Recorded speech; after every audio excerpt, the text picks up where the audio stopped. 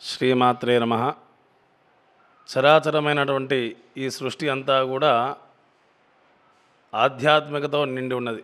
ప్రత్యేకంగా అందులో భారతదేశము, అందులో తెలంగాణ రాష్ట్రము, ఏకశిలా నగరం అని పిలువబడేటువంటి ఈ యొక్క ఓరుగల్లు కూడా అతి ప్రాచీనమైనటువంటి దేవాలయకు పుట్టినిల్లు.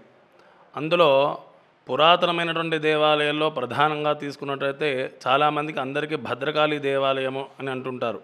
కానీ భద్రకాళి కంటే పూర్వమైనటువంటి దేవాలయం పద్మాక్షి దేవాలయం. చరిత్రను చూసినట్టయితే కాకతీయుల కంటే పూర్వమే ఇక్కడ అమ్మవారు ఉన్నటువంటి విషయము మనకు తెలుస్తుంది.